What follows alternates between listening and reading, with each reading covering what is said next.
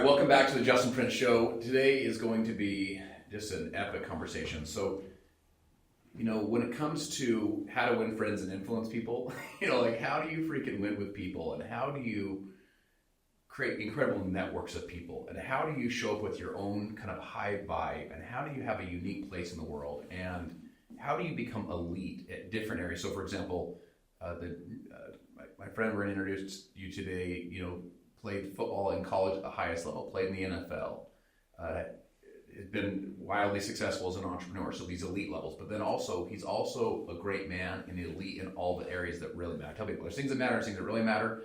He's great in all the stuff that really matters, which is, he's great with his marriage, he's great with his kids, and he's great with his faith and the things that are really important in life. And so, super excited for you guys to be introduced and have this conversation with my man, Mitch Matthews. And we just did a teenage mastermind. I have a thing I call the Decades in Today's Teenage Mastermind. So the idea is to take what took all of us decades to figure out and put it into days for these kids. We do it in our local community, and we have kids from ages basically 11 to 22, probably. Now we have a bunch of college kids coming too. And Mitch spoke just a week or so ago, and my 16-year-old daughter says this to me. She pulls me aside, she goes, "You know what, Dad?" She goes, "He's just so confident in who he is." He just radiates just positivity, radiates confidence. And this is just a kid just watching this, and guys, I kind of am who I am. He had music playing as we went, just like, guys, I kind of am who I am. And we're gonna have fun together. And he just changed these kids' lives. It was really, really powerful. So Mitch, fired up that you're here, bro. Man, I'm really so appreciate it. Thanks for telling me that about your daughter. I told my wife the other day, the best compliments I can ever get are about someone being impacted, not by what I say, but just how they feel when they're even around me. Love that. Is like just my number one goal. It's how I check myself. How did I make the person feel? Yes. I don't care about sounding smart or having a good one-liner, but did I make that person just feel like $1 million? Is all I care about. So that's really cool. Yeah, I told people will not remember what you say; they'll remember how you made them feel. In other words, they won't remember your talk; they'll remember your touch. And maybe you don't touch, like it's not a physical touch, it's that way you touch their heart, or the way you impacted their life. And bro, that is one of your gifts, dude. I'm telling you, you just got this amazing way of just making friends with everybody. Like, what is that? Just you doing you, or is that intentional for you? Or as a kid, could you make friends with everyone? Like, how did you build in this incredible networking and people skill base that you have? That's a great question, man. First of all, I was blessed with the most amazing childhood. Like, I had so many friends and so many, even just looking back, so many high EQ friends. We just kept each other sharp. We kept each other accountable and made fun of each other. And so I just created this personality of, I want as many people in my life as possible so that I can help keep them accountable. I can be my most authentic version of me to shed authenticity to them. So I can give them the freedom to be authentic. And so I feel like growing up in Oregon, that's where I'm from, in Portland, Oregon, the weirdest place in the world. I'm not joking. Like, it's hands down the weirdest place in the world. Is one of the best gifts that ever happened to me, because it is okay there to be radically you. Like, if you're Mormon, you're just as goofy as the atheist, who's just as goofy as this person's views, as the Buddhist, as the whatever. And we're all normal because we're all weird. And I remember I carried that through college. I got a big culture shock going from Portland, Oregon to Provo, Utah, which was, everyone was the exact same. And I felt out of place because I'm like, man, I have some different views. I'm a little bit odd. I'm a little bit offbeat. And so I just promised myself to be radically authentic and to not be fake whatsoever. And I just pray and hope that everyone feels that way. And so I allow people to be their full authentic self. And I just hope that they're like, you know what? When I'm around him, I'm my most authentic self. I can say what I want, and I'll be listened to, I'll be heard, and I can be weird with Mitch, And that's just what I treasure and pride myself in, is just being radically authentic, saying what I want to say, and caring most about vibration. But by the way, that wasn't always who I necessarily was, because I think football turned me into someone a little bit different, which is fine. But football, there's sort of this like second personality thing that happened there. But to answer your question, I'm obsessed with making people feel confident and feel like they can be themselves. If I can walk into a room, start a business all based on that, then I've won. Talk about that second personality for a sec. Kind of alter ego kind of thing. Is that what you feel like it was with football? Yeah. Like, and if it was, from where did you go from to? Like, what was the two? Like, Kobe had the Black Mamba. Like, after Colorado, he turned into like the Black Mamba. Like, what was your football personality? Man, it's a great question. Brian Dawkins from the Philadelphia Eagles. He played for Andy Reid for a long time. And he had a second personality. Weapon X was his second personality. Really? So he had his Brian Dawkins locker and his Weapon X locker. And that's on like a whole different level, because when he got in that uniform, he was now Weapon X. Wow. But I think every athlete has a little bit of that in them, or should have that. But football was amazing to me. It changed my life in so many ways. But to be really good at football, in my opinion, and to be your best self, you have to be really high ego, really over the top confident, really almost aloof to how to like your head can be in the clouds, and that's actually what's worship. Like the coaches love when you're high ego. You know what I'm saying? They don't want you humble. They want you super high ego. They want you just testosterone out the gills, thinking that your shit doesn't stink. You know, that's what they want. That's what they're breeding you to do. And that actually allows you to play really, really well. When you think you're better than everyone, it gives you more adrenaline. It allows you to train harder. It allows your muscles, your body physically will adapt to the ego, right? How high it is, at least in that arena. And so I love what it did to me then, because it made me more aggressive. It made me look at injury different. It made me bounce back faster, because I was the man. I got to get back on the field. But it wasn't until I left football that I thought that's how it still was for a season.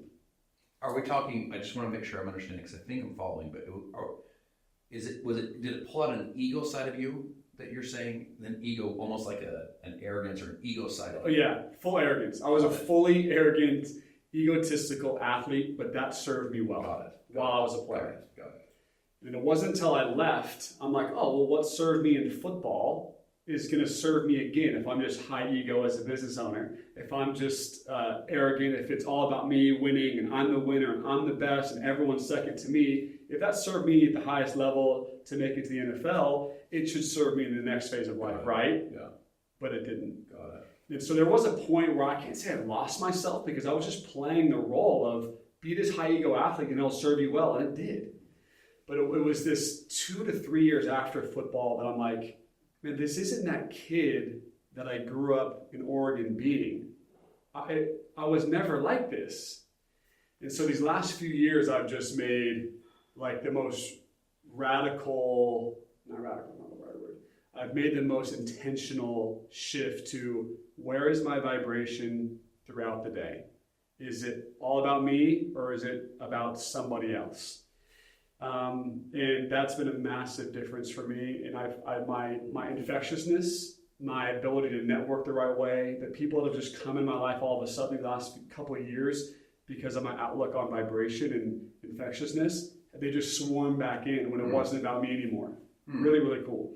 Yeah, so I wrote a chapter in my book about updating your identity, and a little bit of that happened there, right? Where you're kind of like, like you almost went back to, as a kid, I was curious and it was fun. I had a bunch of friends, whatever, and so you kind of shed a little bit of the bravado of the ego, of that alter ego, and got back to just like, it's so funny when you're saying that you're like, I just do me, and so on. I sometimes see people, they're like, I do me. They're basically like, I'm gonna treat you like crap because I'm gonna do me, and I'm like, no, dude, you gotta get better. You can't just keep doing that. Yeah. With you, I feel like you're like, I'm gonna do me. It's the Marianne Williamson quote. It's like it unconsciously unlocks their ability to do them. Yeah. Right. It like sets them free to like, oh, I can be kind of funny too, and just do my thing and have fun and smile. And I watch you with those kids. We have kids from literally like 11. My son's 11 sitting there, and we had college kids that are playing at Utah Tech, right? Some of their basketball players. Yeah. These kids are, some are a little bit younger, 19, 20, but some are a little bit older. And everyone connected with you. to be the best version of themselves. So it wasn't like you're like, I'm gonna tell you how it is and you're gonna like it. It wasn't that. It was more like, yo guys, I'm gonna be honest with you, be sincere with you, and you're gonna leave here a better person. So talk about this vibe thing. When did you start tapping into that? When did that language start entering your lexicon and you start talking about vibe and like being intentional with vibe and vibration and how you show up? Oh my gosh, dude, this past year-ish, over a year, I've just become completely obsessed with vibration. Everything in this world is energy, like everything. I mean, the thoughts we think that they stay in our mind, just so we're like safe to think what we think, but thoughts exit our body and they leave and impact something negatively or positively. The words we speak are literally a frequency wave that can impact negatively or positively, i.e. the plant example. When you talk positively to a plant, it grows. If you talk negatively, it shrinks. And I'm like, wait, if we can have impact over plants, how much more impact do we have on human beings? And you're telling me if I talk positively or negatively to a plant, I can change its growth? Oh my gosh. How am I speaking to my spouse? How am I speaking to my daughters? You know? And so I then became obsessed. Then I started to become obsessed with, like, I look around this room and it's beautiful. And I walked into this room, I'm like, an architecture energy, like the lines and the brick. I'm like, this is giving me a positive vibration, you know?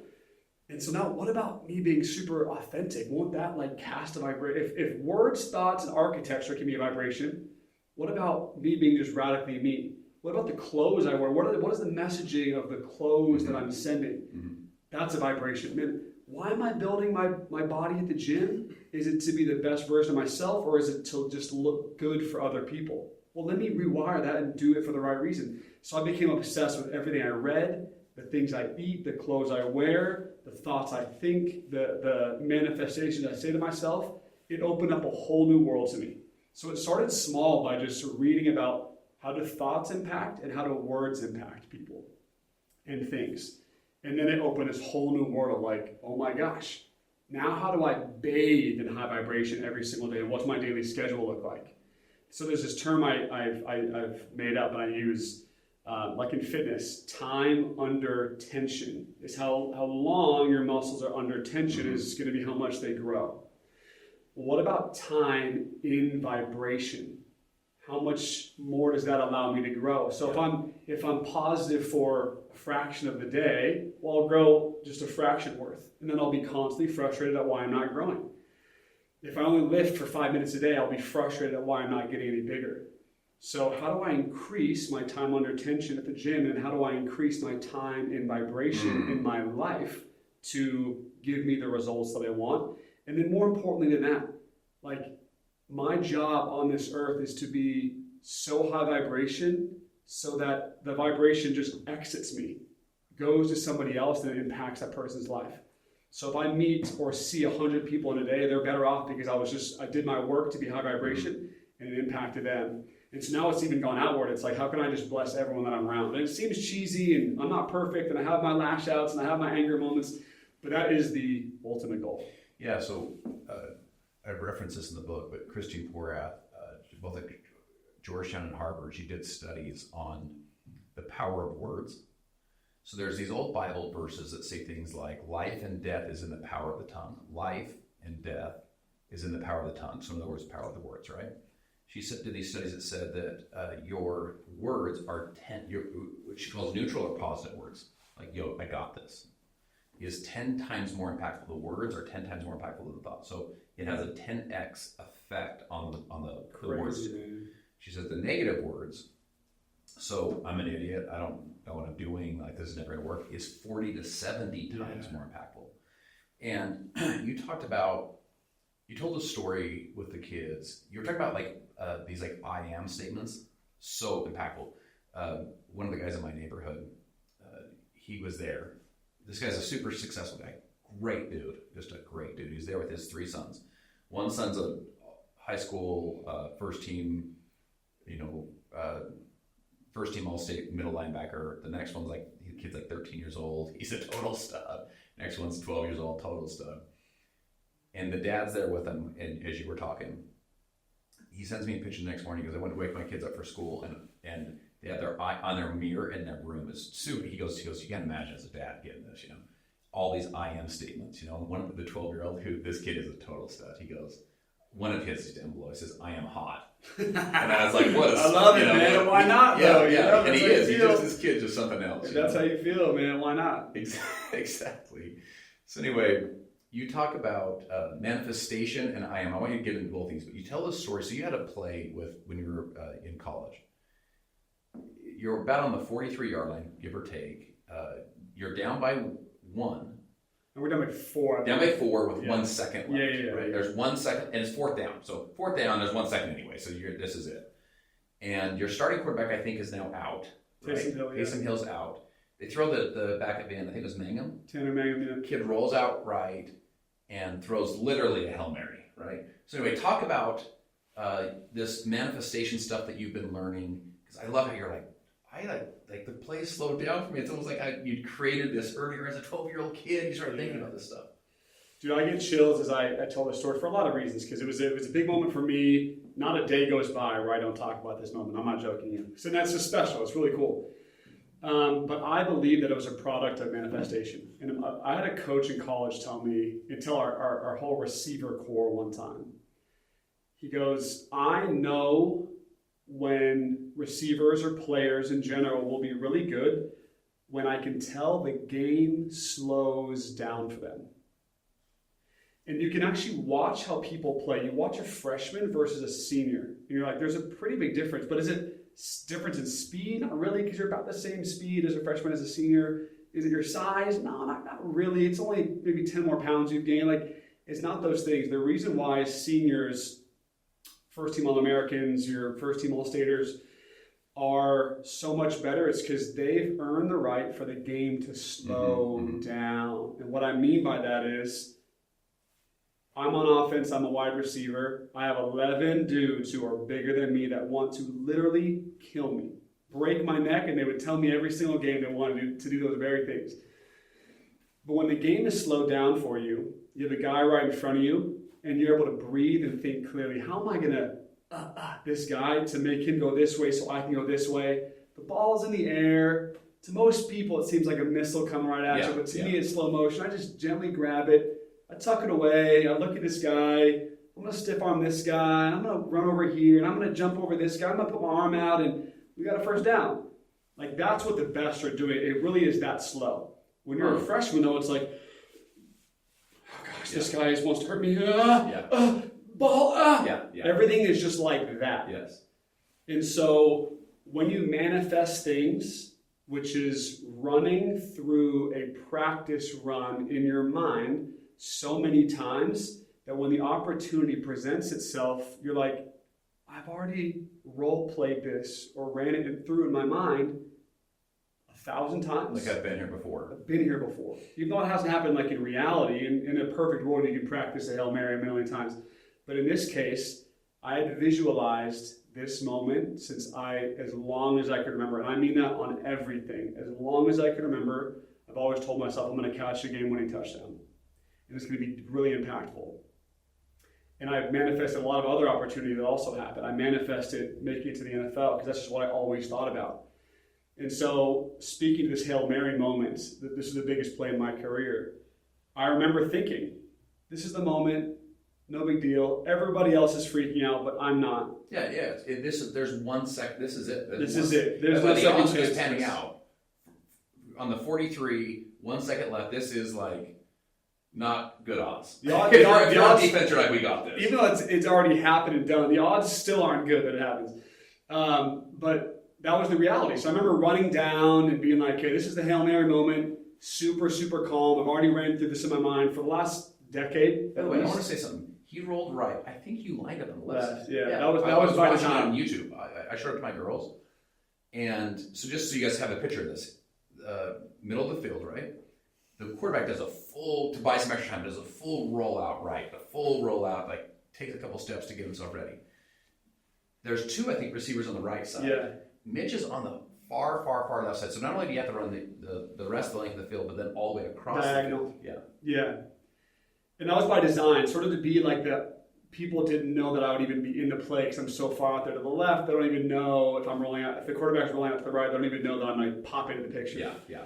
So Tanner's job is just to throw it to the middle of the end zone, and our receivers are supposed to either catch it, tip it back, or tip it forward to where I was at. But the ball was a little bit short. So as I'm running down, I see the ball spinning, and I'm able to diagnose, like, this ball's kind of a duck. Like, I know how it's spinning, and I'm running down. I can tell with a little bit of the wind, it's going to be a little bit short of the goal line. I'm running down. I peek back at the defenders. I'm like, now there's 2 defenders I have to beat, not just one. There's a guy behind me, but he's lollygagging. I could tell from the very beginning he wasn't right on my tail, or else I'd feel him trying to hit me. 2 guys in front of me, I'm running down. I'm like, okay, what's going to have to happen is I'm looking at the ball, I'm peeking at them, looking at the ball, and I'm peeking at them, which is a typical no-no because you're supposed to just always start the ball. But this Hail Mary, it's different. I run this through. So I go, I get to the goal line, I see this ball, and I remember I had to jump specifically and turn my body, spread my legs really wide, and catch the ball with my chest, which I never like to do. I caught 3 balls my whole career with my body. Everything else was with my hands. And I knew I had to catch it with my body, so I turned, spread my legs to keep the defenders behind me so they couldn't run around me. I caught the ball with my chest and my arms, and I remember feeling them on my left side, so I had to pivot to the right, and there was the goal line, and they were. Yeah, you caught it on like almost the 1 or something. It was almost the biggest almost of all time. I was going to say, you had it exactly right. You were not in the end zone catching it. Exactly. And I put my feet down, I had to turn back in. I remember looking down, I saw the goal line splitting me in half. Down my chest, through my feet, and I had the ball in the right side, like on the correct side. And I knew it was a touchdown before everyone else did because everyone's like, was it in? Was it close? But once again, that was just a product of slowing the game down. And you can liken that to life. Like when you're starting a business and you're super, super frantic you're getting ready for a speech and you're frantic, people will just feel that frantic energy and you won't be able to think clear in those intricate moments where it's so important to think clear. So good. I teach to be urgent in your life, meaning, listen, you got to go for this stuff. Like, we don't know how long we're going to be here. It's momentum more instead of Marcus Aurelius. It's meditate on mortality. Remind yourself you're not going to live forever. Love that. And Kobe Bryant, maybe my favorite Kobe Bryant quote of all time, he says, the biggest mistake we make in life is believing we have time. So you got to be urgent. Got to go for your goals. Go for your dreams. Make sure you say, I'm sorry. If you got an apology to make sure you make it. If you got a kid to hold him for 10 seconds and tell him you love him. So true. Right? Got to be urgent. I tell people, you're focused, not frantic. Yeah. To me, that was like the ultimate focus. Like, it's like the whole world slowed down focus for you. Yeah. Like you're running and you can't feel the guy because he's not with you. It was just like you're focused on all of these things because you slowed that stuff down. Talk about how you use some of your I am statements when it came to speed. Because your original goal was not to go to Pro and BYU. Your original goal was to be in Oregon, play for Oregon, Oregon Ducks. So walk us through this power of I am statements. And I'm going to give everyone a challenge right here, real quick. My friends, here's what I want you to ask yourself. Are you open for a challenge? Because here's the thing. If it doesn't challenge you, it won't change you. We don't change just because we do the same stuff we're doing right now. We got to go for a challenge. So when he gives us I am stuff, I want to invite you and challenge you, listening, to do this, to actually do something, to go through this exercise these kids went through. Yeah. It's so powerful, So walk us through this I am stuff, and then how you started to like kind of change your physiology as you got into sports. This is where the Oregonian comes out in me, because I'm a full believer in the weird. Hippies have been right this entire time, man. This whole meditation thing, this talking to yourself thing, this sitting crisscross, applesauce in the field, let nature impact you, getting barefoot on the ground, getting weird with it. This is where the Oregonian comes out in me. And then maybe that was a blessing just to believe in the weird stuff. When I say weird, I just mean uncommon. I get it. And so I had a great mother who always spoke very highly to me. I didn't know she was doing it though, but she just spoke to me in ways. Looking back, I'm like, she was the reason I did anything in life, because she told me that I was capable at a young age. She told me that, hey, you can go to the NFL if you want to. And you're like, I didn't even think I was allowed to think that. I thought that was arrogant to think that. The way she'd introduce me to people was special. She would say things that I was going to go do that I had no business even doing, but she allowed me to believe that way. And I'm like, wait a minute. I learned about the plants, how you talk to plants is important, how parents talk to their kids is important. Isn't it most important how I just talk to myself? By the way, my mom's no longer living. Me talking to plants doesn't really have that big of an effect on my life. What about me talking to myself all day long? What could that do? We always talk about having mentors. And, well, my mentors I meet up with like once a quarter, maybe once a month on a phone call. That's not that often. You know what I mean? And so, wait a minute. I can actually be my own mom, my own mentor, my own coach all day long by how I talk to myself. Oh, it's game on. And so on the drive here, I talked to myself and gave myself my I am statements. On the way to the gym this morning, because if a plant can be affected, if my mom changed my life by just every once in a while talking to me a certain way, what about if I talk to myself all day long? How much can that change my vibration? Can it change my physiology, like my actual makeup? And so when I was a freshman coming to trying to get into college, I first wanted to go to the University of Oregon. I wanted to be a Duck. That's what everyone wanted to be. And by the way, this would have been what years? This is 2009. When was Chip Kelly there? 2009. Because they were dogs, dude. They were known. They were insane. Dennis rock Dixon, Chip Kelly, Michael Lottie. Yes. Those guys were just insane. Yeah, that was known for like the fastest show on turf kind of thing. Insane, dude. And that's where I wanted to go. But they flat out say you're just not fast enough. And it's understandable because they had D'Anthony Thomas, who's like the fastest man in the world. I played with him in Kansas City. But that's who their receivers were. So they look at, a junior in high school, me, and they're like, this guy's not fast enough. Even getting recruited to BYU, they're like, I just don't know. Like, you're just not really at the speed we want you yet. Which was, I told you this before, it's funny when BYU tells you that you're too slow. It really is kind of, a dagger to the chest. But luckily I had a great last name, which is my brother already had a scholarship to BYU, and he was getting home off a mission. So we were both freshmen at the same time. And so that last name, because of him, carried me really far. But I remember having something that I wanted really bad. The word want is so important to me. I wanted speed. I wanted elite athlete. And it was already in my mind, like what I wanted. And being from Oregon, my mom,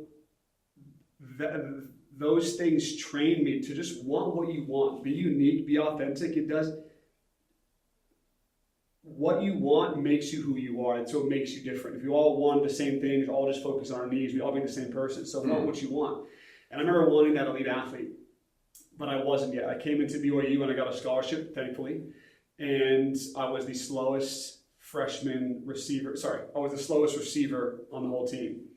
And I knew I could change my body through how I talked to myself. And I remember telling myself for 4 years, I am fast. I'm the fastest person on this team. I'm the fastest person on this team. I am speed. I'm elite speed. I'm fast. How did you not have your brain be like, no, you're not, bro. No, you're not. Stop it. How did you fight past the, someone's like, I'm successful, and then their brain's like, no, we're actually not right now. So how did you fight through that? Yeah. One, I already seen some of the things that my mom would tell me already happen. So you relied. So there was almost like this proof already, and this feeling already. And also, nothing works after a week. I signed up for these. I am fast. I'm the fastest person on this team statements. I had signed up for 4 years already. It was a 4-year class. It was a 4-year mastermind. I'm just saying this all day long. So you're casting more vision than I am fast today. Or no. In essence, I will be fast. In essence, is what you're saying, because you're casting some vision. I'm making myself the time to be fast. And I said it all day, so cool. Every day, like on the way to class, if I ever went, in the locker room, at halftime, at practice, at night. Because I just remember, like, as a kid, I just dreamed these things, and now they're becoming true. Let's try this with something else. Let's try this with being fast. Come to my senior year, I was, without question, a unanimous fastest player on the team. And the NFL took notice. Like, I was referred to as someone who was fast, and that was just, like, the first time that ever happened. And you're not built, you're 6'5", like, you're long. Like, you're not... Sometimes you see like a Tyreek Hill, they're just kind of small and just compact. Oh my gosh. Like a little sprinter, Yeah. You're like a long fast. Yeah. So, right. And by the way, if anyone's listening to this, I'm not putting myself in the same category as Tyreek Hill. I can explain that in a second. Yeah, we'll get there.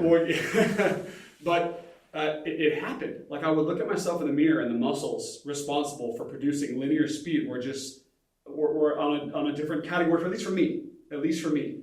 And by the way, I want to make it clear that like being the fastest player at BYU wasn't or isn't necessarily this gold medal, like Usain Bolt type award. It's not at all. But for me, it was important, and that's just what I said to myself. So now that was another time. What my mom did for me, what I did for myself, and getting faster, it's all just so real to me now, And that's why you started to notice literal physical differences. Your physiology, your body began to be a fast body. It was just different looking. And we were all doing the same workouts, but the way mine transformed as an 18-year-old when I came to BYU to I was 23 was very beyond drastic. And I credit it to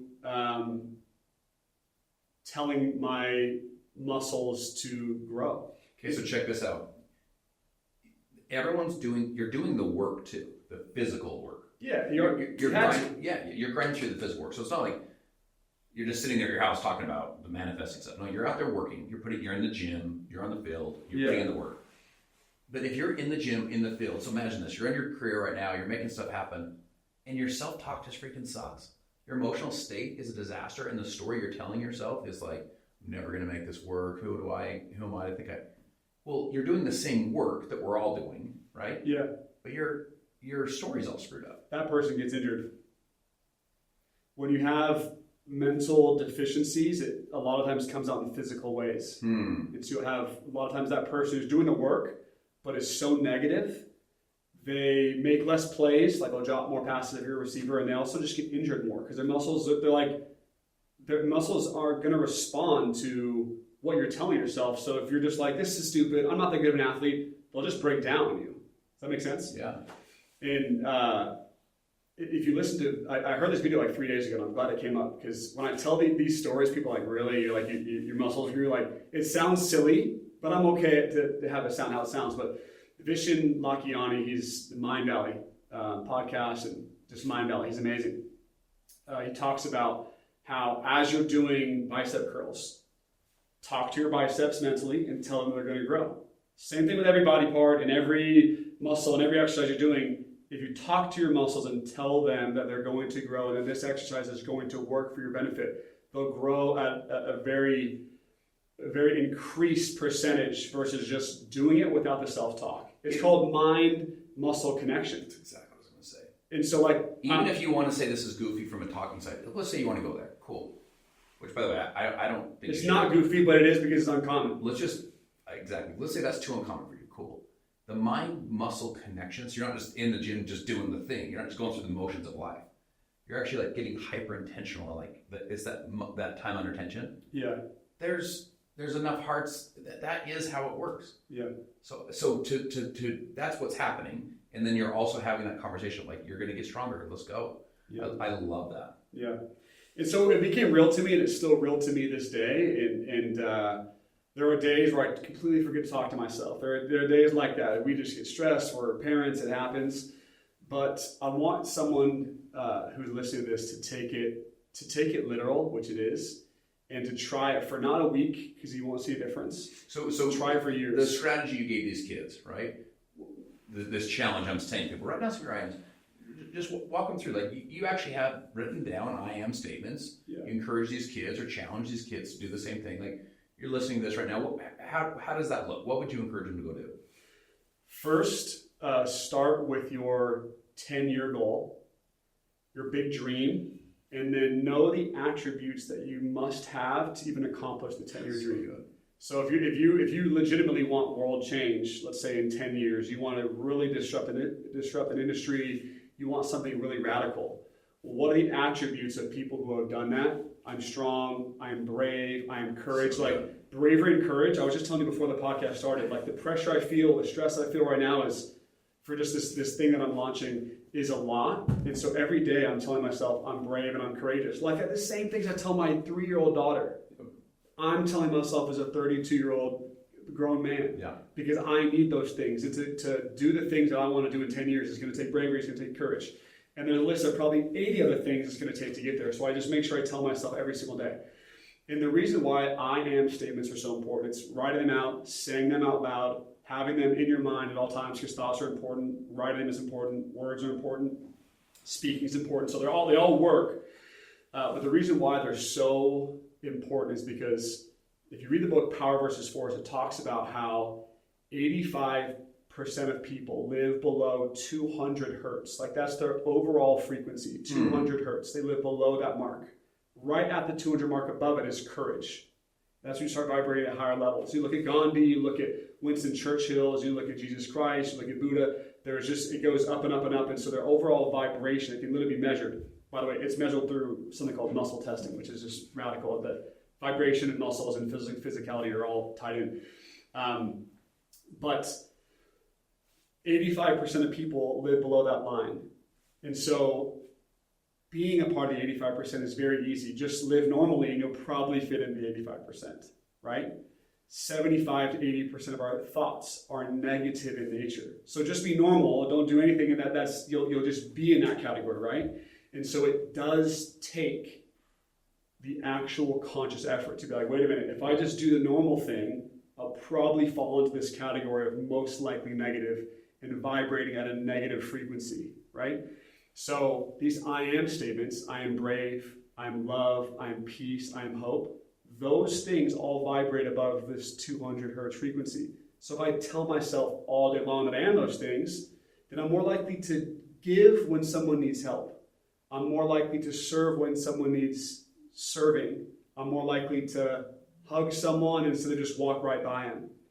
And so I can live above that frequency mark that I need to be at to to capture this world change or this 10-year vision that I have. We're getting really deep right here. But this is like what I live by is, am I vibrating at a level that when I walk by people, when I'm talking to people, they're better off? Mm-hmm. And so I am statements are my protector to make sure I don't fall back into a negative frequency, which means I'm a walking negative ball of energy. Yeah, so this idea of you are not who you are who you were born to be. The B is such a present term, right? It's be, but it's this potential. It's all up in there. Yeah. But you're speaking it into existence. That's what's happening. Like, I am not who I am now. So when you look at a picture when you're 7, that's who you were, but that's not who you were because you're 17. You look at that picture, that's who you were. But you're just 17. Where like all this, like, not who I am is this, but who I really am is the person I was born to be, which is you're speaking that into existence. Yeah, I love that. Yeah, that's so radical, powerful. dude. Did you call it a quit pass or a quit card? That story. Oh yeah. By the way, I think I made that up on the spot. Keep going with that. Let me preface it by saying this, my friends. Here's how I want you to think about it. There's always reasons to quit, and there's always reasons to keep going, and the reasons you choose will define. So like right now in your marriage, someone married right now, you're in a relationship. There's reasons to quit. There's reasons to keep going, and the reasons you choose will define you in your business. There's always reasons to quit. There's always reasons to keep going. Reasons you choose will define you in your faith. Right now, there's reasons to quit, for sure. There's also reasons to keep going, and the reasons you choose will define you. Totally. And when you come up to stories like yours, I could come up to you like, why did you not make it into college? Why did you not make it into pros? What happened? And you just give me all the reality, the coaches and politics and this and that, injury, whatever. Cool. You're either going to tell that story, all the reasons why you didn't do it, or you're going to tell all the reasons how you did. And no one actually really wants to hear all the reasons why you didn't. Right. So you have this concept, I think the quit card, or how you quit pass or whatever. Yeah. So I want you to talk about that. But as you talk about, I want you guys to think about like, right now, am I choosing all the reasons to keep going, or am I choosing all the reasons to quit and justify, my reasons for quitting, or justify my reasons for keep going? Yeah. So I'll preface by just telling the very brief version of when this moment to quit or to write a story happened. So when I was on the Minnesota Vikings, this is after college, my mom had about a month to live. She had terminal cancer. And when she broke the news to me, my fiance, and our family that she had about a month to live because she had pancreatic cancer, I remember my fiance and I looked at each other and we're like, our wedding's in a month, Mom. Like, why don't we just get married in the backyard right now? I'll call an ordained minister. We'll just do it right now so you can be here and watch us get married. She's like, no, I'll make it. I'll be just fine. Well, she was declining very, very rapidly. And it was very obvious that she wasn't going to make it. And at this time, I flew back to Minnesota, and I'm with them, and I'm flying back home because I got to see her and be with her. And luckily, the team gave me some time off. and she declined at a very rapid rate. And 2 weeks before, it was very obvious that she was not going to make the wedding. And this is April 2017. And as time came closer, she passed away, and we had her funeral the same weekend as our wedding. She missed it by a few days, which was just incredibly heartbreaking, and just I could go on forever about that story. And I think a week or two later, the Minnesota Vikings, who knew that whole story, actually cut me and just went a different direction. And I remember thinking in that moment, after I got released, it was just heartbreaking. Like, I lost my mom, who was my like freaking gal. Football, like, this is my dream job. Is it all over, or is it just over for a moment? I'm getting married. I have to be like this great husband, but I'm also like not even with my family because I'm out in Minnesota now where I'm at. And I remember thinking, like, this is the moment where there is two things in front of me. There is this quit now pass. I can pick that up, and everyone would be okay with it. If I called you, Justin, you'd be like, dude, are you kidding me? Of course it's okay to quit in this moment. Like, that's too hard to even deal with. It's okay to quit. And I think everyone would have been like, dude, just do you. You're okay to quit. But there was something next to that quit now pass on the table, which was an empty journal and a pen. That, this is all metaphorical, that this is actually could be the greatest story ever written. You know what I mean?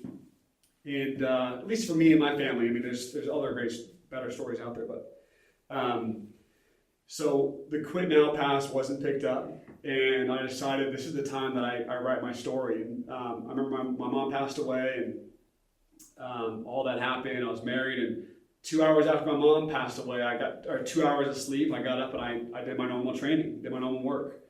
The Minnesota Vikings cut me, and the Miami Dolphins picked me up, and I was able to catch a touchdown against the team, the Minnesota Vikings, who had just cut me under all those circumstances. I caught a touchdown against them, and now it was just a moment in the story. And now I'm so obsessed with this story mode that I hope in my journey, now that I don't play football at all anymore, that I can make such great impact that people forgot I ever even played football. They're like, oh yeah, I forget he did play football. I remember that. Oh yeah. But what I'm doing now... You're creating an entirely new identity and winning at other things. 100%. And I hope that'll be, just like the moment you told me your daughter like felt a certain way, just about like the vibration. Those like little moments of how people view what I'm doing are so important to me. Because I hope people say 5-10 years from now, oh my gosh, I totally forgot that he played football. And they can go back and look at that if they want to. But they're going to be so much more in love with the impact I'm making now that who cares about what I used to do. And in 10 years after that moment, they'll be saying, I forgot he did that thing. Oh, and yeah, he played football a long time ago. I forgot he did that too. Because I'm just obsessed with the writing of the story and the recreation of who I am. And that quit now pass is readily available at all times. It still is. Like, dude, I was on the treadmill today. I'm like, man, am I about to shed a tear about my mom, like on this freaking treadmill? And like the stop button, the quit now, the like, maybe I should just do something different in my life. Like, those are all like, it's just right there. Like, you can pick it up and everyone will be cool. Like, all my friends will still support me. But that's not what it's about. It's about having moments to share your story and to keep writing it and make it so crazy cool that it just leaves an epic blueprint for those after you. Yeah, those of you that are going through that challenge right now, where that quit now pass, you're like, man, I think I should probably pick that one up. Listen, the bigger the struggle, the bigger the story. The bigger the struggle, the louder the applause when you cross the stage. In other words, this is the moment. Yeah. Like in my gym, I'll walk out my gym. One of the murals it's all black. So the whole gym was from the murals from darkness to light. So like the journey of your life, right? But one of them is black, and then it has a star. There's a couple stars, but one shines. And Martin Luther King says, stars shine brightest in the darkest nights. When you're going through a dark night of your life, dark nights suck. No one wants to go through the struggle and the pain of the dark night. Yeah. But the dark night creates contrast, because if all the stars shine bright and you shine bright, you'll blend in. But if none of the stars shine bright, and it's a really dark night and you shine bright, you'll stand out. This is like the contrast creates. I love that. It's great. And speaking of this, I want to lead into this next thing. So when we talk about the quit pass or the problems, the struggle of life. So let's talk about problems. So problems, in my estimation, do at least three things. Number one, problems introduce you to you. Mm-hmm. You kind of figure out who you are made out of, or you start speaking in who you're meant to be. Problems introduce you to others, and then problems introduce you to opportunity. One of the things that the problems and the challenges and the things you've been through, the ups, the downs, your mom passing, and so on, is it's helped you become more dialed with your vibration and who am I and who was I born to be, that whole thing. That's introduced you to you. It's also introduced you to others. I want to talk about your networking. I think you would, like with Jesse, gets to learn someone, and then specifically about this next big opportunity, right? Because this opportunity is you. Mm-hmm. You know what I'm saying? Like 100%. Like you've been you were doing the cold plunge and it's funny. I watch you take men up on these. They go on these crazy hikes in the middle of the freaking winter half naked. Yeah, I was gonna say no shirt, shorts, boots, and like maybe some gloves, and that's it. That's it. And you're sitting there like, let's go, guys! And it's like 500 men walking this thing. I'm like, what is happening? My full-time job. Exactly. Weird, dude. So my point is, with the cold work that you've done, the hot work that you've done, the temperature, that's part of it's part of the vibe, it's part of your vibration, it's part of how you're showing up in the world, it's part of what all of this challenge and stuff that you've done has created opportunity. It's introduced you to people, introduced you to you, introduced you to others, introduced you to opportunity. So walk us through that, because I know that's a big thing on your heart right now, and it's almost like a God-sized goal where it's like, when you go pull this thing off, you're gonna know it wasn't you. 100%. That was bigger than me. Dude, I can't even tell you how much I resonate with. I learned that a super important lesson. It was from a guy named Jesse Isler. Him and I went to Poland together 4 years ago to visit Wim Hof. Me, Jesse, Lewis Howes, Aubrey Marcus, Mike Posner, a bunch of dudes went to Poland to visit Wim Hof to do this Wim Hof immersive experience. And I learned a lot on that trip. But every person there was radically expressive of who they are. That's one thing and it gave me even more permission. Living in Utah, where a lot of things are the same, but it's important to be radically authentic. And it was a reminder of sort of what I had back home. And I remember Jesse, after the trip, him and I stayed close because I'm very big on connecting with people and keeping those connections if they're radically authentic. A lot of people just keep relationships because they're like, oh, this person's got a lot of Instagram followers, so I need to keep them close just in case. And it's just not authentic. And so if you're not authentic, you're gonna vibrate at a lower level than you should. Authenticity is one of the highest ways we can vibrate, just being radically you, because we're on this world to be a gift. So Jesse and I sit really close because his values and what he wants to do in this world very closely align with mine. And so I knew I wanted to build a strong relationship with him. And I remember about a year after that experience, he told me, he says, find something that really, really bothers you and then go fix it. And whether that's for him, he's like, it bothers me that the population of bees is dying. That bothers me, so I want to fix it. Dude, I got a whole beehive in the back, dude. Oh, I gotta see this. Dude, I'm all about these bees. I'm not even joking. My wife knows, dude. She doesn't mess around when it comes to the bees. Dude, that's why I like her.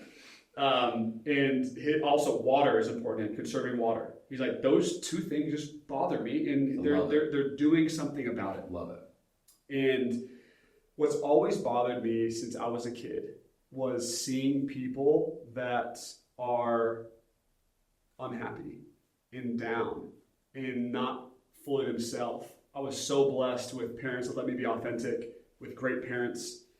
And it bothers me when I see someone that's down. I'm like, man, I want to get them up. And I've always had a skill for that, bringing people up and just saying, whether it's a compliment or a relationship with them or just a moment with someone, it's always bothered me how when people are down, when people are sad. That's just a weird, quirky thing, but it's just always bothered me. People always dream about being like a superhero. I remember dreaming as a kid, like I didn't want to be a superhero. I just wanted to be that person that caught a bully because they were bullying somebody else. That was my dream, was like stop a bully, That's so cool. Just something just dumb and quirky. And even as I got older, that never left me. And that's why I'm big on relationship building and having as many authentic connections as possible so I can be a protector of people as much as they're gonna help me. And I remember when Jesse told me that, I'm like, wait, that's it. Like, I love making people feel better, vibrate at a higher level, and that's what bothers me when people aren't. So I want to fix that problem. And that was for the birth of this next concept that I'm launching. And then I added to Jesse's quote, which was find something that bothers you and fix it, using entrepreneurship as a vehicle. That was his quote, his line. And then I said, take that quote and then add on my own little flair, which is solve that problem with something that you're obsessed with. Because if you're solving problems and something that bothers you, it typically never goes away. When something bugs you, you're just like, gosh, like I just want to fix it. But what if you could fix that problem with something that you're obsessed with? Now there is no chance you'll ever quit. There's no chance you'll die doing it. You'll always be fired up on it. Let me hit you with this. I want you to keep going. I have a friend of mine. He's a fantastic investor. He's built some huge businesses. He's a super detailed investor. And one of his investment theses is two simple questions. Question, like basically, like, should we do this or not do this? Yeah. Question one, do I want to wake up tomorrow morning and solve this business's problems?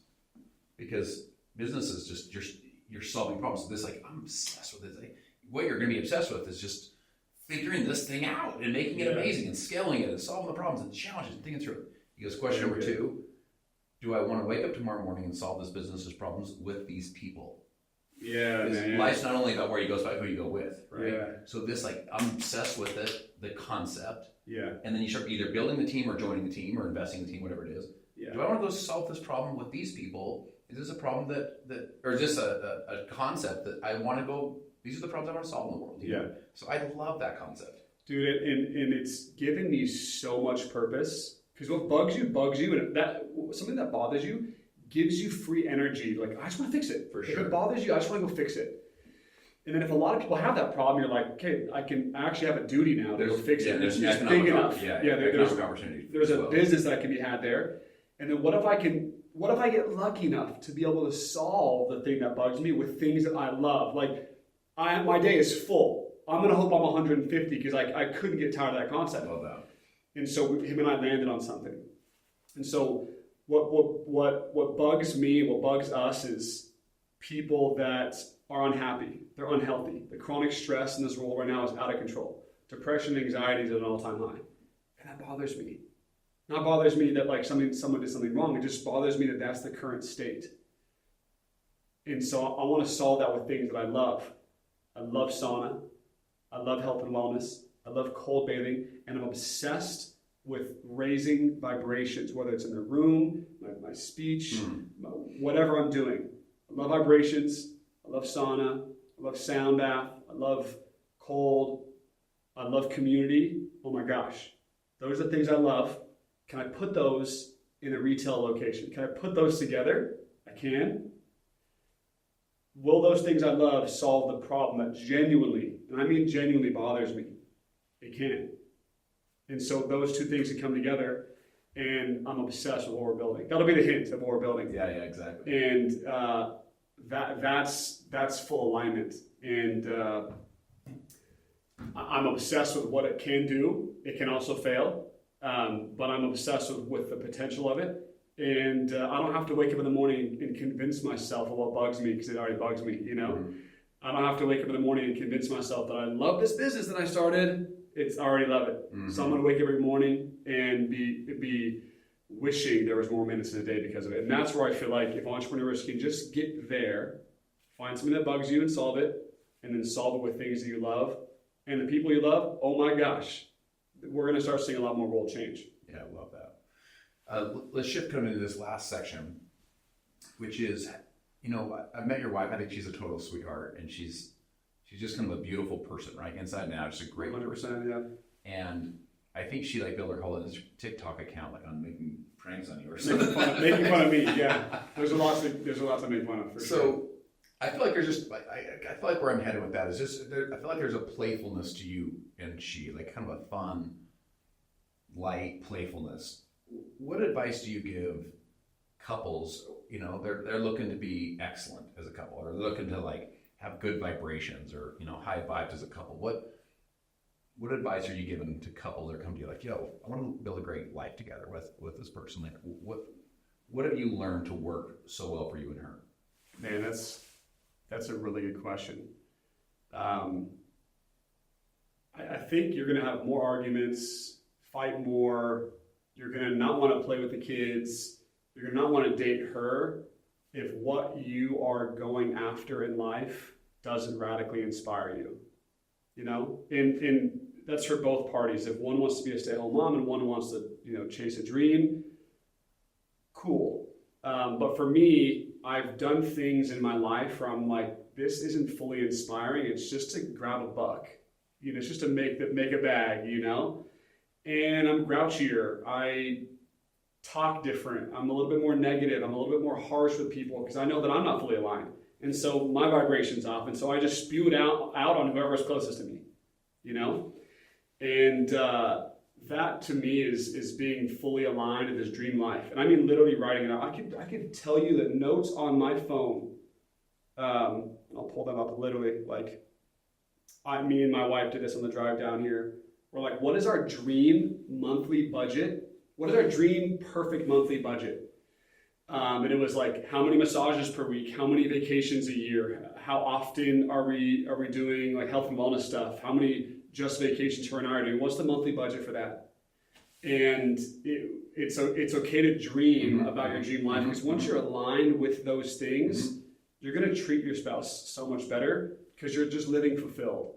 And if you're living this fulfilled life, you're just going to treat people so much better because you have nothing fake you're doing. You're not just in this business to make a bag and have to come home and be someone different. Life, business, relationship, it's all just sort of one, if that makes sense. So when my wife will tell you, if she was sitting right here, she'd tell you like this last year and a half, 2 years since this concept came about, since I've been obsessed with vibrations and everything on that holistic health side of things, she'll be the first to tell you that I'm so much better to be married to than what I used to be when I was coming off that football ego, That's so interesting. And so it's just complete alignment. And from there, that foundation, there's probably a better coach that can tell you how many dates per week or how many, whatever things you need to do to make your relationship better. But that foundation I can give advice on, which is when you're fully aligned with a higher power of peace, love, hope, joy, God, like those things, and your business or your work matches up with those same things, life, business, relationship just sort of become the same exact thing. Not this Venn diagram where they're barely touching, where you have like my work life and then the home life, and they sort of like these circles sort of overlap. It's just one darn thing. And the way I started talking about this next business is like, this is my wife and I's thing. It's not just my thing and she has to take care of the kids. This is our thing, her and I's thing, because if she's not fully on board, there's going to be friction there. And so we're trying to get these two circles, which are barely overlapping, to be just right on top of each other. And we're just living, business is my joy because it's what I want to be doing anyways. And she's involved in it. And so I'm being all over the place right now, but it's good. Obsessed with us being radically aligned with our higher power and what we want to be doing. And those things that when they're aligned, they're powerful. I teach a principle that I've tried to live by in my marriage. It's what you're saying. I feel like I'm saying it maybe a little less articulate than what you just said. I call it enlisting your family. It's like the work-life balance, whatever. I'm like, it's work-life integration. You integrate the family and the career. Like, you and I are not living the normal career life, meaning wake up, 9 to 5, come home, have dinner, watch TV, go to bed. Like, we're like, our career is our life, and our life is our career, and we're just doing, you know what I'm saying? And my guess is many people listening are like, I come home from work and I like start my side hustle, or I come home from work and I like kiss the babies and make dinner and do the stuff, and then I'm like hustling on my dreams, Right. Beautiful. So enlisting your family for me is this idea of, I've sat down with my wife and kids many times. I'm like, all right, guys, here's the goal, here's the vision, here's the dream, here's what we're trying to accomplish. Dad's gonna be working some crazy hours. Here's like what it is, but here's where I think we could go, and let's set some like family goals. So it's not my business; it's like our business. Like when you and your wife, it's not like you're chasing this. Like we're chasing this thing together. We're winning, we're losing, we're ups, we're downs, we're doing this thing together. And she's enlisted in that business with you. And as your girls get just a little bit older, like they start coming in, they're the ones cleaning the thing and they're the ones participating. So it's like, it's their business, you know, they feel like they're part of it as well. So, Mitch, listen, you're one of the most unique dudes that I know. I love it. For real. You have such an interesting way of helping people to kind of take down their own ego, because you're just like, you know what, I'm gonna kind of do my best to shed mine. And so it allows people to be around you, whether they're the 11-year-old kids or, you know, people like me, or the someone older or younger or more successful, less successful, and they're around you. They're like, I kind of like me best when I'm with you, and I want to see you again, you know? And that's a really great characteristic and a really great trait. And your energy enters the room before you do. Your energy stays in the room when you leave. You know, you're just a very unique guy. And I'm honored to have you on here. You know, we keep jamming, but I'm just honored to call you a friend, man. And as you know, I'm got your back. I'm here, happy to support you in any way I can. And you know, one thing I am is loyal. So if I'm in, I'm in for life. I know you are. So I just appreciate you and respect you and appreciate you coming here and pouring into everybody. Dude, we could do this all day long. And I just have a couple like thoughts I feel like I should just get out. If that's okay. Is that good? Yeah. I don't know. I know we're just wrapping No, up. go. But if I could depart with any words, well, first of all, I'm a work in progress. Like I never want to come across in like a tone where like, oh, I got to figure it out. Like follow this blueprint, because we're all such a work in progress, you know. But if people could be obsessed with becoming radically authentic, and just being whoever the heck they want to be, we'd see a whole different world, you know? Utah's a great just example of this. We see people having success in something, and so they sprint to just go do that because they want the same bag of money that they saw someone else get. And so we just see a lot of the copycat world, where the beauty is in that radical authenticity. And if people can tap into, if they're goofy, be goofy, you know? If they're a little strange or offbeat, then just be that. Because I feel like that's what's allowed me these last few years to connect with people on a different level. Because it's easy to be the same as everybody else, you know, and to stand out really is to be actually just to go backwards and be radically you, and the right people will just come in your life, you know. And then have an obsession with vibration and whether it's thoughts, words, how you dress. There's a million ways to study vibration, but when people really figure out how am I vibrating, that's when they will be able to figure out a lot of problems and figure out why things are going wrong in their life. Like you want to be someone who's better at hiring people. There is no hiring tactic that I could give you. It's just vibrate at a different level, and people are going to want to come back and work with you. You know what I mean? If you want to be a better speaker, there are classes you can take to be a better speaker, you know? But if you vibrate at a different level because of the work that you put in, people won't even care what you said. They're just like, bring that guy back and let's pay him double. Yeah. And so I can give 50 examples of that very thing. You want to be a better CEO? Vibrate at a whole different level so that no one even wants to leave you. They just want to work for you. And they're so obsessed with how you make them feel, they go and radically change your business and 20x it. Attach whatever you're doing and bring it back to how am I vibrating? What level am I vibrating at? And what are the things holding me back from vibrating at my highest level? Is it constant negative self-talk? Is it just constant rap music I'm listening to? Is it how I talk to other people? Am I talking down to people? Am I lifting them up? If people can become obsessed with radical authenticity and an obsession with what level they're vibrating at, oh my gosh, like they can change the world. And I'll give you just one last little thing. I'm doing this thing next month called the Calendar Club. For every day of the month that it is, March 1st, run a mile, March 2nd, run 2 miles, March 3rd, all the way up to the March 31st. It's so crazy. But me and my friend that are doing this with some of our buddies, we're like, we can do this calendar club for us to make us look tough and make us look good, which is ego, which is going to cause us to vibrate at a lower level, or we can put ourselves through a ton of pain and do it for charity and try to raise $50,000 so that we can vibrate at the giving plane. Well, let's do that.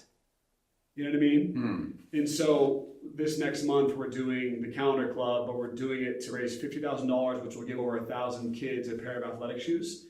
Like, that's why I'm stoked for next month, you know? Am I at the gym because I'm trying to look sexy for somebody else, or is it to perfect the gift that God gave me? There's a vibrational difference there. Am I speaking to look cool, or am I speaking to radically change someone's life? Am I like anything I'm doing, am I doing it for X reason or this reason? And so this next month in the Calendar Club, but in order to put shoes on kids' feet so that the vibration of the whole thing is just deeply, deeply impactful. So when your focus is vibration, you're going to be so much more outward than ego, which we see a lot of. Yeah. We all want to be the hero, right? Hero to our family, hero to our spouse, hero to our business, hero to our faith, hero to our kids. And we would think that the hero is we just kind of stomp up on everybody, we become the top one. No. Yeah.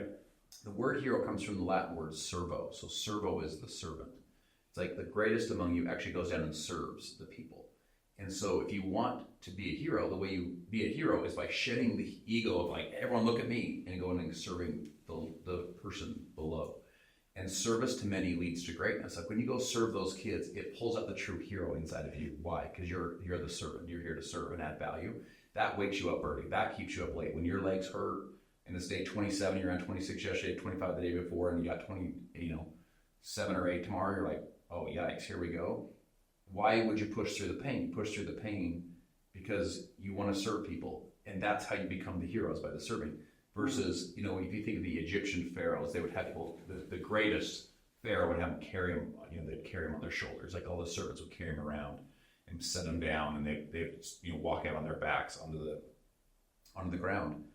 The greatest among you is actually the least among you, which they come down and serve. And that's to me, that's one of the unique things that you're living right now, is you're living as a hero. And the hero is the servant, like your desire to serve people that are struggling with these different, whether it's the mental challenges, physical health challenges, whatever, that like kind of obsessive passion that you have right now for the business, that's out of service. And that's unlocking the true inner hero and who you are. But again, you're not doing it to be a hero. You're doing it to serve. The way you serve is by adding value to people. When you add value to people, you become the hero. Dude, let me say one more thing. Is that Please. Cool? Okay. Let's go. So, dude, in this book, Power versus Force, it talks about there's the below 200 hertz, you're living in the force category. Above 200 hertz, you're living in the power category. And it talks about mission statements. And it gives a bunch of examples of mission statements. It talks about Gandhi, who vibrated at a level 700 hertz frequency, and his message was freedom for the people, love, charity, all those things. And you look at how he dressed, you look at him, it was like in this, like, just this sheet, this, like, he just wasn't really wearing anything, just, like, lived in this house on this mountain and never really left.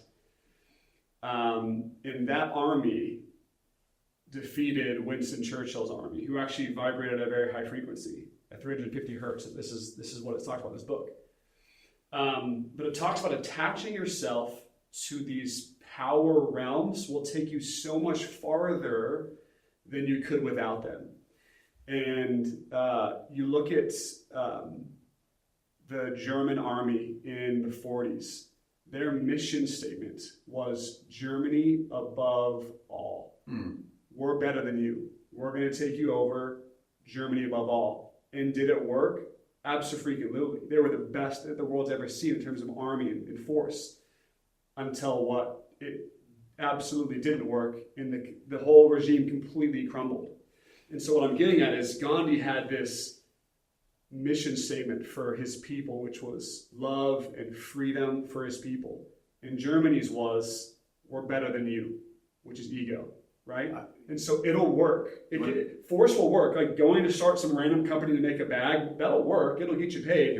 But you want to go extraterrestrially big, it's going to be through attaching yourself to something greater. So what I'm doing this next month is not like what I'm comparing this to, but we can either do this calendar club to make us look good, or we can do it to serve other people. And so I've just become obsessed with, what is my personal mission statement? Is it Mitch above all, like Germany above all, which will work for a time and make me look cool until what? It absolutely doesn't, and something crumbles, a marriage fails or something. Or am I attaching myself to this way higher power, which is happiness for my people, freedom for my people, authenticity and love? Is that what I'm going after?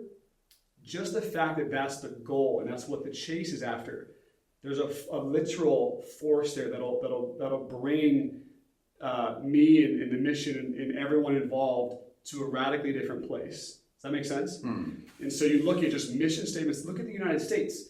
The mission statement in 1776, or whenever the year the Declaration of Independence came out, was freedom for the people. All men are created equal. Hence why America is this amazing country and turned out so awesome. Yeah, those ideals. Those ideals. The mission statement of the countries will typically share how they'll sort of turn out, right? And you look at Germany, it's the exact opposite.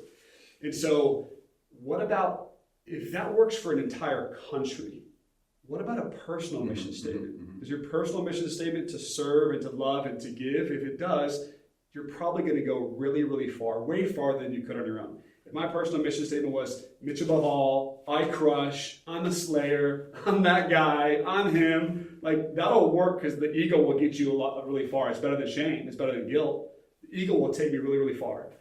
But what if it was on a higher plane of peace, love, joy, and happiness for others? How much farther could it take me? And so, just like a country's mission statement, a personal mission statement can take you really far. Whew.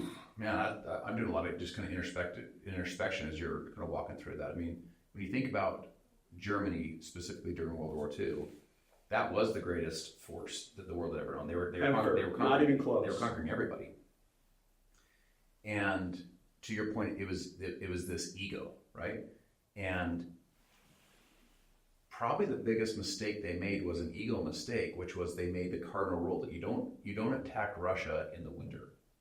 And they still went after Russia in the winter, and then ultimately that line broke, and then they were really in trouble. Russia was, in this case, which is so interesting, it was our ally. Yeah. You know, Stalin had allied up with us, and so they would have taken over Russia if they wouldn't have had so much ego. Yeah. But anyway, my point is it's your point.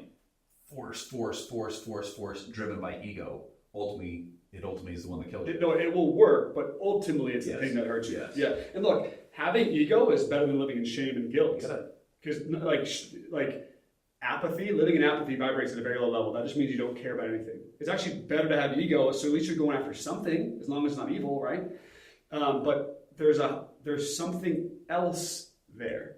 And the problem is, I think a lot of people in this world are like, let me just go follow the biggest alpha male on Instagram and then I'll be okay. Well, that might work if you're living in shame and guilt for your past and you're living apathetically. But once you vibrate at a higher level and you have some pride in yourself and you worry about how you carry yourself and you worry about what your body looks like, there then is an extra level way above that, which is, am I doing this for other people to be better? Yeah. And that 10x, 1 million x, there's a realm up there that so many people look at as soft, look at as like wooey, look at as strange. But you look at a very macro level, countries that are attached to those ideals are the ones that have lasted. Companies. Let me give you an example. I'm not even done talking, Justin. Let's go, baby. I was at Traeger Grills the other day. Their CEO is like one of one to me. And I remember teaching this lesson to a mastermind of like 30-something people. And this power versus force lesson, like what's your personal mission statement? Companies have a great mission statement and they actually believe it. Not just wrote it down, but genuinely believe it. They just go really, really far. And I'm like, guys, I want you to test this whole vibrational thing, this whole mission statement thing. When we step into the Traeger HQ, I want you just to test it out. Test if what I'm saying is true. And it was like this story, like this magical story. We go to this wall, and Jeremy Andrews, the CEO, is giving us a tour. And we go to this wall. And he starts talking about their core values. Remember, they make grills. They smoke meat. Just basic. It's just, that's what they do. 100%. but their mission statement, why they're doing it. I remember it was almost like angelic. He steps in, he's talking about their mission statement, and he goes, our mission is to bring people together, communities together, and bring happiness out of people through what we do. And I'm like, but you make grills though. But to them, not really. To them, it's, no, this grill is an instrument to bring families and good times together. That's why they went from 20 million in sales to being worth 4.5 billion in 2022. Mission statements, if they're real, like if they're to the core real, they will take you so far. The mission statement, mission, vision, values, right? If your mission, vision, values are not what you write down, it's not even what you say. It's what you are, meaning the employees. You say, what are the mission, vision, values? If it's just this huge thing, the employees won't be able to say it. If it's like our mission is, our statement is, our purpose is, our values are, and most importantly, you are the values. You embody the values. Are you following what I'm saying? 100%, like it's the whole be the one. Like you are the one. Like you go be that one today. Man, that is so good. There's a lot there to unpack, but just now that people are hearing this, just look into your mission statement. Is it for you to look good? That'll be better than you being apathetic. Or is it to make other people shine? Is it to benefit the world in some way? That will take you far. Go look at the companies that you dress with and that you eat from and that you buy from. Look at their mission statement and say, man, that's why they've come so far, because it's so real to them. And so I've been very conscious of everything I'm doing is, am I doing this for me to look cool? That's what I did when I was a football player. Everything was just about me. And it took me to a certain extent. But there was so much left to do and to give, you know? And so that's the thing I'm working on and fixing now is anything I do in Touch Now, the mission behind it has to be attached to peace, love, joy, happiness for others. And that alone will take the company and myself just a lot farther and be able to do a lot more. Love it. Bro, it's so funny. It's like, you know, I talk about living an intentional life.